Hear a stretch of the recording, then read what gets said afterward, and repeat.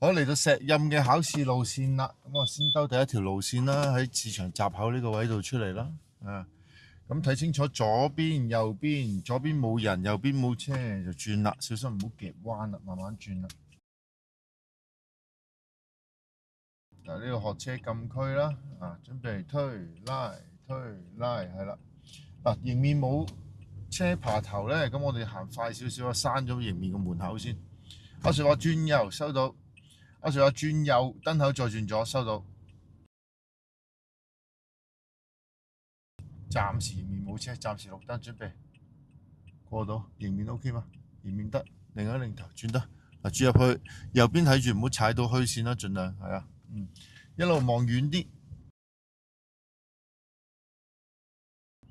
咁過死車動作只不過係個統稱嚟嘅，其實就叫超越物體啊嘛。你凡親唔可以直踩過去嗰啲，就叫一個物體啦。呢個人過馬路啊，過馬路嘛，唔過嘅。咁開車呢啲呢，爽少少呢，對自己係有幫助嘅。爽少少對自己有幫助，因為反正佢都係開啦，開翻爽少少，起碼有個正常嘅車速嘅速度。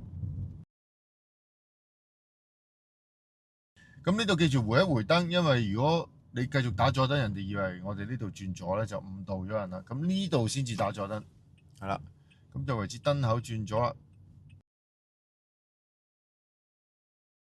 咁入咗閘之後就靠左停低啊，考官會示意我哋靠左停噶啦。好，另一條啦，右鏡 OK，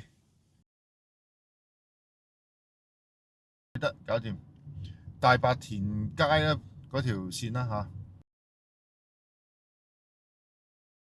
兩邊望啊，少少起動點，準備轉右嗱，唔好咁早攞啊，大彎嚟嘅呢個，望右，另一擰頭，差唔多安全島到，咁就攞，呢度直去啦，大白田街啊，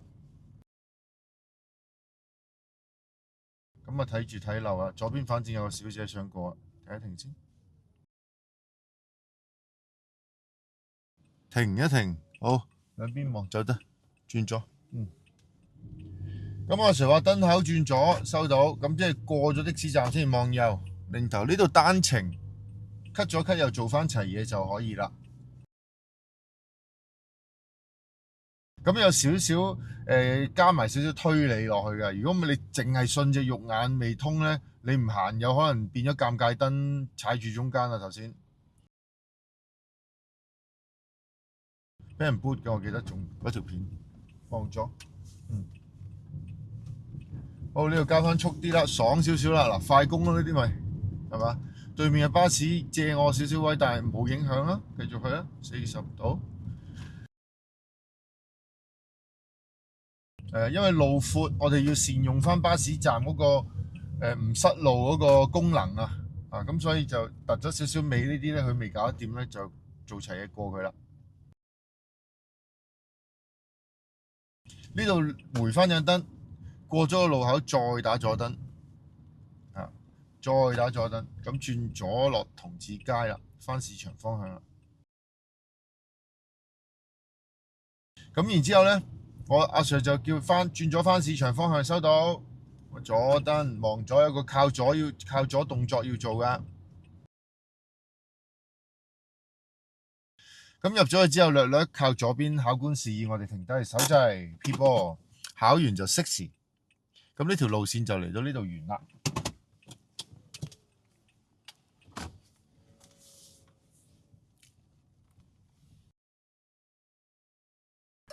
大家睇完路線片之後，如果要掌握裏邊嘅細節技巧，仲要有個良好嘅基本操控，呢方面網課幫到你。單元1：基本認識車輛嘅操控。大家唔好睇小車嘅基本概念，學車嘅過程往往時間緊迫，好多時就算師傅講過，落堂就會唔記得。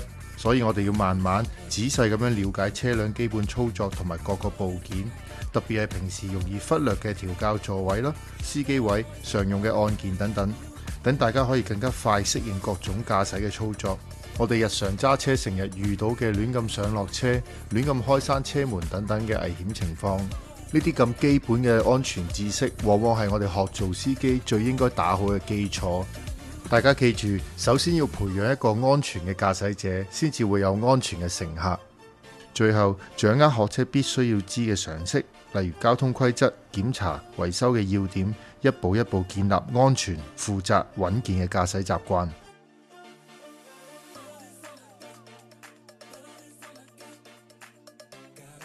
單元2：速度控制，屬於基本操控三大核心之一嘅速度控制技巧，往往被大部分新手所忽略。控制任何會移動嘅物體都離唔開控制速度嘅技巧，因此喺 cut 線、爬頭、轉彎，甚至乎泊車、窄路掉頭嘅時候，假如車速控制得唔好，係必然對整體駕駛質素造成好大嘅影響。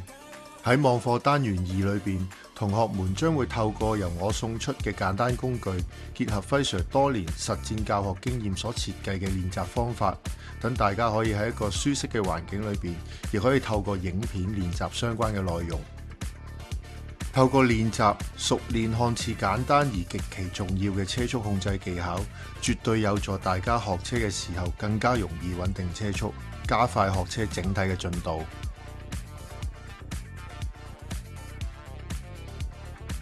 單元3：軚盤控制，屬於基本操控三大核心之一嘅軚盤控制技巧。大部分新手對轉彎存在住各種嘅疑問，要轉到一個靚彎，唔單止同速度、視線、反應等因素有關，正確使用推拉手亦都係不可或缺嘅重要元素之一。喺呢個網課單元3裏邊，大家同學仔可以透過影片，從最基本嘅轉彎概念與技巧着手，了解各種影響嘅因素，並指導大家如何正確地使用推拉手控制軚盤。大部分新手喺學車嘅時候，只係用咗一個好短嘅時間了解軚盤，已經需要揸住一架真實嘅車喺路面上面轉彎，所以轉得唔好係十分之正常。因此，透過單元3嘅練習，我哋將可以由最基礎、最簡單開始，按照影片中嘅建議逐步訓練，逐步打好軚盤控制、推拉手嘅基礎。若果大家按照我嘅建議進行練習，並以短片嘅形式提交你哋練習嘅功課，我會逐一給予針對性嘅回饋同進一步嘅練習指引，幫助你哋日後喺學車過程之中更加明顯提升轉彎嘅技巧。如果你咁樣肯跟住條片練嘅，你雙手嘅推拉手唔柔順、唔進步，你嚟揾翻我啊！單元4：手腳協調嘅練習。揸車點可以唔識手腳協調啊？雙手操控方向，雙腳操控車速。前兩個單元練習咗之後，大家嘅手腳應該更加熟練。以下呢個單元就要將兩樣技巧結合。對於大多數新手嚟講，喺雙手雙腳未完全熟練嘅情況底下，已經需要直接揸住真實嘅車喺路面上面行駛，難度相當之高。對於初學者嚟講，需要同時聆聽指令，觀察路面嘅環境，挑戰性更加係難上加難。因此喺呢個單元提供一個更加合理可行嘅方法，等大家可以喺一個安靜、安全嘅環境練習。利用我為大家準備郵寄俾大家嘅簡單工具同埋練習嘅影片練習，幫助大家逐步練習雙手雙腳獨立控制架車嘅技巧。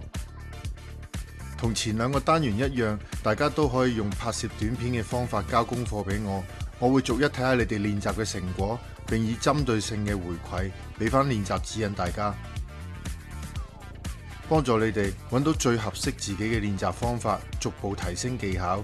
只要練熟手腳協調嘅技巧，再翻去實際學車嘅時候，就能夠減少對操控指示嘅依賴，提升各方面練習嘅效果，加速進步。好啦，嚟到我哋單元5，好緊要，好緊要，望鏡盲點，點樣一個正確嘅視線。單元5：正確使用駕駛鏡同埋盲點觀察嘅訓練。大家學習駕駛應該要注意嘅視線焦點，包括望鏡、觀察盲點，以及喺不同嘅情況下切換嘅視線同埋反應。多數新手咧，考試肥佬嘅主要原因嚟嘅。大部分新手喺學車或者考試嘅時候，雖然好多時候會被師傅要求查看駕駛鏡或者盲點，但係喺實際學車嘅環境裏邊，要掌握視線嘅正確分佈，亦都要同時觀察鏡同路面嘅情況。大家作為新手，好常見會感覺到好疑惑，根本冇辦法有效咁樣落實指令，唔會亂咁唔望前面咁樣扭太易扭得啱噶嘛。咁所以千祈要戒咗啲壞動作先。針對以上嘅情況，以下單元5將由最基本嘅正確視線望鏡嘅位置開始，逐步說明望鏡盲點覆蓋嘅範圍同埋次序，需要留意嘅細節內容，以及喺 cut 線、出路口同埋過死車點樣可以正確切換視線嘅反應。望一望，望翻前，再擰一擰頭，望翻前 ，feel 下隻手係咪喐，會唔會喐咗嘅 ？OK， 望一望，擰一擰。透過精心設計嘅教學影片，循序漸進咁樣練習，等大家逐步可以理解同埋掌握呢啲細節，從而令到我哋可以喺實際駕駛當中靈活應用，達到穩健而高效率嘅學習進度。由單元1睇到單元4，再睇呢個嘅單元5嘅話，練嘅嘢就啱次序啦。